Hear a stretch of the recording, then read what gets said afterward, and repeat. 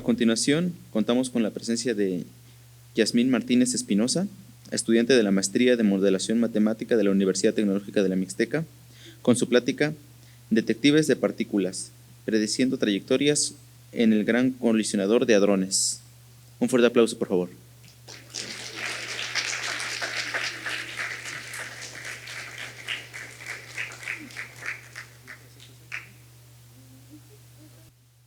Bueno, muy buenas tardes. Quiero hablar un poquito sobre mi tema de tesis de maestría.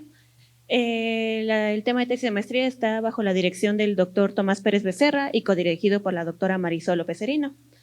Se trata sobre generar un modelo de aprendizaje máquina para poder predecir la trayectoria de partículas generadas por colisiones en el LHC.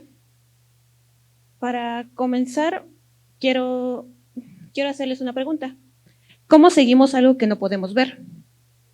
Imaginen que están en un cuarto oscuro donde lo único que ven es un haz de luz. Es todo lo que hay en ese cuarto. Y tienen una pelota en la mano. La van a botar y lo único que logran escuchar son los sonidos cuando bota el balón y de vez en cuando puede atravesar la pelota por el haz de luz. ¿Se imaginan cómo poder ustedes reproducir toda esa trayectoria? Pero la trayectoria exactamente, ¿de qué manera si solamente tienen como datos el sonido y la luz? Pues es un poco complicado, porque son pistas que están simplemente regadas y no están completas. Algo similar es cuando quieres hacer la predicción con partículas. No hay datos completos. Tienes tú que utilizar un algoritmo para poder hacer la predicción. Un breve disclaimer, quiero hablar un poco sobre mí. Desde que yo era chiquita siempre fui muy preguntona, cosa que no le gustaba a mis papás ni a los maestros, pero siempre me pregunté por qué suceden las cosas, de dónde salen. Y desde que soy pequeña he tenido una afinidad por las matemáticas. Es así que al llegar al bachillerato un profesor me dijo de que existía la licenciatura en matemáticas aplicadas en la Universidad Tecnológica de la Mixteca.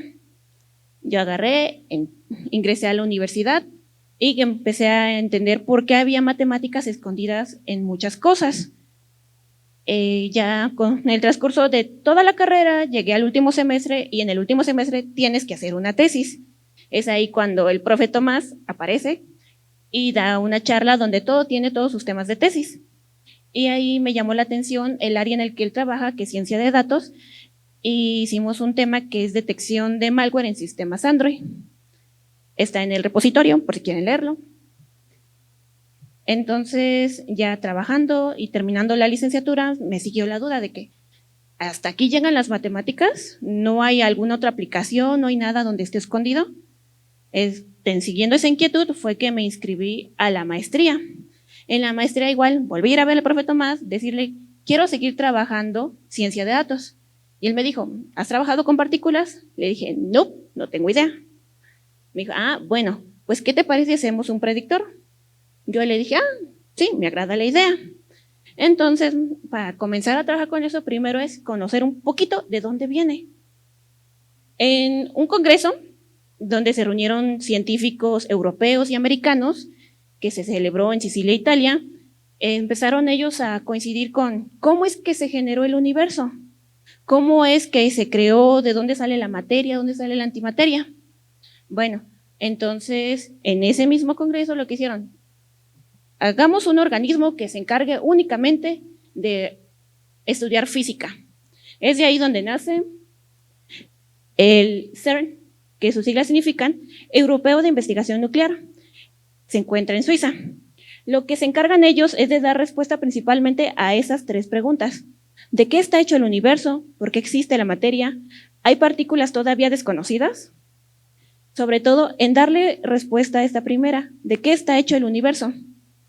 Para darle respuesta a eso, le dijeron, construyamos un acelerador de partículas. El acelerador de partículas, conocido como LHC o Gran Colisionador de Hadrones, está compuesto principalmente por dos anillos. El primero es el SPS de 628 metros de circunferencia y el anillo principal, que es el LHC, que tiene 27 kilómetros de diámetro. Se encuentra a 100 metros debajo de la Tierra, tiene 9.300 imanes con el que le da potencia a la partícula para que se acelere casi a la velocidad de la luz, que son 299.792.458 metros sobre segundos.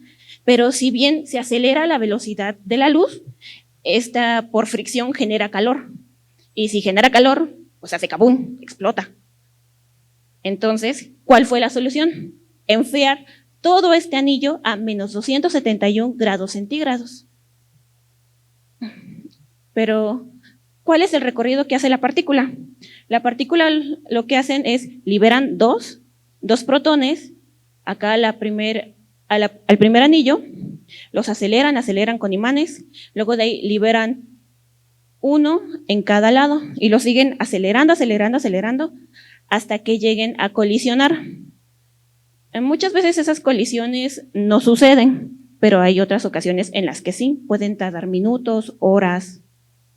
¿De qué manera recolectan la información? Pues por medio de varios detectores que están alrededor del anillo principal y sobre todo de estos 4 principales detectores, Atlas, LHCb, SMS y el ALICE. Pero ¿qué pasa en una colisión? Si bien mencioné que se aceleran las partículas hasta que llegue la colisión, lo que sucede es que al colisionar las partículas, estas se fragmentan en bastantes partes, pueden ser quarks o gluones. Además de eso, se generan igual nuevas partículas.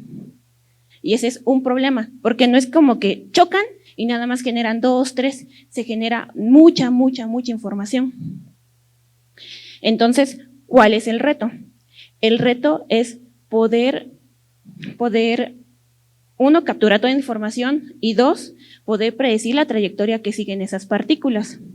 Además de eso, como mencioné en un principio, imagínense que solamente tienen unas cuantas pistas.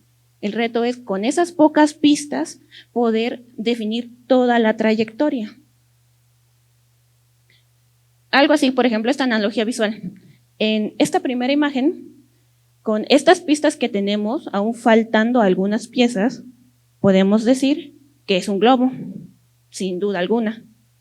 Y ahora en esta imagen de stop motion, tenemos que si quitamos la figura 2 y la figura 4, podemos decir que es un gatito que está brincando. Eso es lo que se hizo en la tesis. A través de pequeñas pistas, poder decir de qué manera la partícula se movió después de la colisión. Pero de qué manera se recolecta esta información, como mencioné, por medio de detectores. El primero es el detector ALICE, que se dedica al estudio del universo temprano, el Atlas, que tanto con el CMS son centrados al estudio de la física de frontera, y el LHCb, que es enfocado al estudio de la materia y la antimateria. El más viejito es el ALICE y el más reciente es el LHCb. Se llama, me gusta mucho su nombre porque tiene la palabra que es hermoso, porque se dedica a ver a las partículas hermosas. También, como dato adicional, hay muchos científicos mexicanos que se dedican a trabajar sobre todo en el ALICE. Pero ya hablamos de que… No le quité el volumen. Es que ya hablamos de que se liberan mucha información cuando haces la colisión. Entonces, ¿qué pasa con esa información? Un ser humano, citando lo de la mañana, cuando nos ponen a hacer cálculos, un ser humano solamente logra procesar una cantidad pequeña de información a la vez. Ahora imagínense colocar a una única persona, aunque sea demasiado brillante, demasiado eficaz, a organizar miles de millones de información. La base de datos con la que se trabajó para este tema de tesis es una base de datos liberada por el CERN que pesa aproximadamente 5 petabytes. Un petabyte tiene 1024 terabytes y un terabyte es como si tuvieran 1000 teléfonos de 100 gigabytes. Entonces, imagínense colocar a una única persona a buscar el rastro de la colisión. Pues es algo bastante complicado. Es ahí entonces donde entra la ciencia de datos. La ciencia de datos, por medio del aprendizaje máquina, se encarga de agarrar y analizar todo eso. El aprendizaje máquina utiliza algoritmos que van buscando pistas, secuencias, para poder darte una predicción o una solución. La propuesta que se hizo en la tesis es un modelo que está compuesto a su vez de 3 modelos diferentes para las coordenadas de la partícula. Un modelo para la coordenada X, otro modelo para la coordenada Y y otro modelo para la coordenada Z.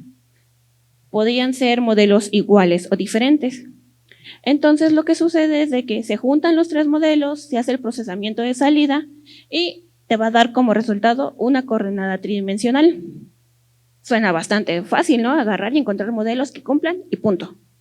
Pero no, primero tienes que agarrar y hacer un análisis de los datos. Haciendo este análisis de los datos nos dimos cuenta que había un problemita con los datos. El problema es que tenían correlaciones positivas y negativas. Una correlación positiva es que los datos crecen a la par y negativa es que decrecen a la par. Entonces, ¿cuál es la propuesta? La propuesta fue de que, primero, comencemos con un modelo de regresión simple, donde lo que se busca que la distancia de los puntos a esta recta sea la más pequeña. Vale, ya se tiene, pero tenemos el problema de correlación que nos van a dar al final para la predicción, problemas de multicolinealidad y de sobreajuste. ¿Cómo se arregla? Pues investigando, dimos con un modelo que igual es de regresión, pero se llama regresión de cresta, ridge regression, que igual tiene como función objetivo lo mismo, que la distancia se acorta, pero hace una penalización en los parámetros, es decir, que si bien busca la recta que tenga la distancia más corta a todos los puntos, no agarra la más cercana, sino la que tenga un poquito de margen de error para poder colocar esta penalización. Pero, ¿por qué solamente lo aplicamos para la coordenada X y Y? ¿Dónde queda Z? Si bien la coordenada X y Y tienen correlaciones negativas y positivas, la coordenada Z tiene aún más correlaciones, por lo tanto genera más problemas. Y al generar más problemas hay que aplicar otro modelo. El modelo que se decidió aplicar es un modelo igual de regresión de cresta, pero utilizando estadística bayesiana. La diferencia que hace, si bien la función objetivo es la misma, es que toma a los betas como una distribución a priori gaussiana. Es decir, los betas siguen una distribución normal con media cero y varianza alfa inversa por la matriz identidad. La diferencia es de que ahora para calcular los parámetros vas a utilizar estadística bayesiana, lo cual hace que sí, se sigue siendo el mismo modelo de cresta, pero ya se hacen los cálculos de manera diferente, lo cual baja los problemas de multicolinealidad. Pero ya tengo mis modelos y ahora, ¿cómo sé que están bien o están mal? Pues para eso se utilizan métricas, que la métrica que se utiliza es el error cuadrado medio, que solamente es el promedio de los errores. Y esta, entre más cercana sea 0, significa que tu modelo predice bien. Para la coordenada X obtuvimos que se tiene un 0.1125 y todo ese número. Para la coordenada Y igual. Pero la coordenada Z ya se va acercando más al 0.5. Sigue siendo bueno, no tanto como X y Y, pero sigue siendo bueno. La parte positiva es que no se acerca a un entero. Así que para corroborar nuevamente que sí fueran buenos modelos, se ocupan coeficientes de determinación de R cuadrada, que igual es una proporción de la variación de la variable dependiente, el valor, y explicada por medio del modelo de regresión. Esta, por el contrario de la otra, entre más se acerque a 1 significa que tu modelo está bien. Y aquí, si bien ya teníamos que X y Y nos daban buenas métricas, pues con rectificamos que sí, siguen dando buena proximidad y sobre todo la Z, a pesar de que con el error cuadrado medio se acercaba al 0.5, con esta parte del coeficiente de R cuadrada ya vimos que se acercaba más al 1. Pero, ¿qué impacto tiene esta investigación en la física de partículas? Pues hace muchos años el doctor Higgs, él planteó su teoría de que había una perturbación en las partículas que cumplían ciertas características. Él nada más dijo, aquí está mi teoría, ustedes saben si me creen o no me creen. Entonces, después de que se construyó el LHCb, vieron de que efectivamente había perturbaciones tal y como las describía el doctor Higgs. Y es de ahí donde se dieron cuenta, no estaba loco, sí tenía razón, sí existe algo. Y es de ahí donde nació el bosón de Higgs. Pues para algo similar se puede llegar a ocupar este modelo para agarrar y poder de una manera más fácil detectar perturbaciones, fenómenos o datos faltantes, como por ejemplo, supongamos de que agarran y hacen colisionar partículas, la colisión sale efectiva, pues entonces ya tengo un programa, un algoritmo con fundamento matemático que me puede decir, pues se supone que la trayectoria de tus partículas tuvo que seguir un movimiento así, de una media parábola. Vas a tu código y verificas, sí coinciden las coordenadas, o no hizo eso la partícula. ¿Qué sucedió?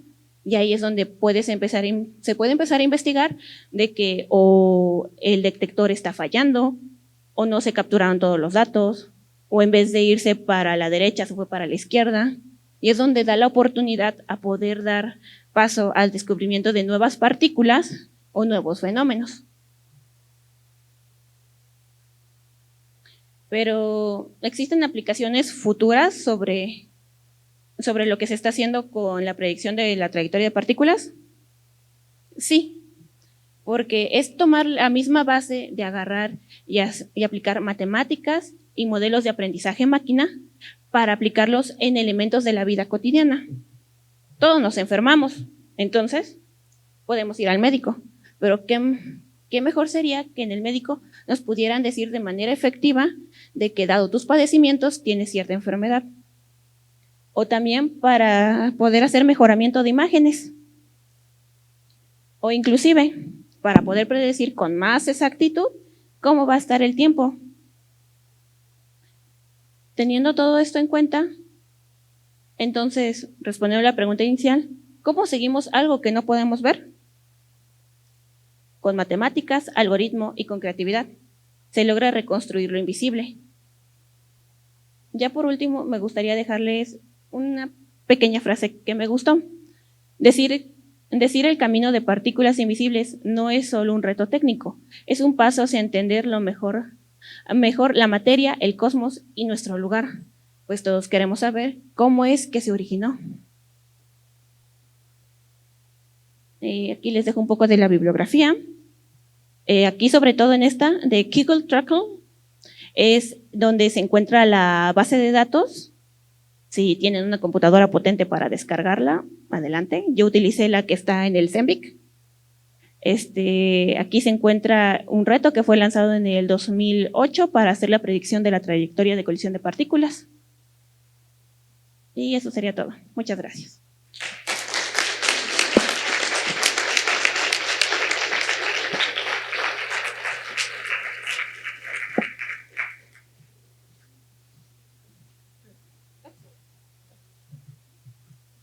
Bueno, muchas gracias, Jazmín, por tu presentación. Muy interesante también a lo largo de tu trayectoria. No sé si alguien tenga alguna pregunta, algún comentario, ya sea sobre lo que nos platicó de cómo eligió el tema o dentro del tema.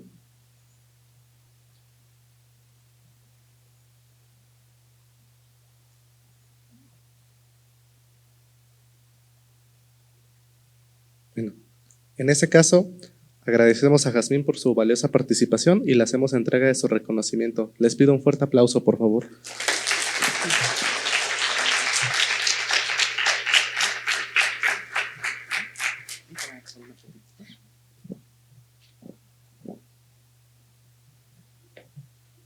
De la misma manera, Jazmín estará disponible por si alguien quiere acercarse más en privado a preguntarle algo. Y tenemos 5 minutitos para tomar un breve descanso y continuamos con las últimas 2 pláticas de la mañana. Gracias.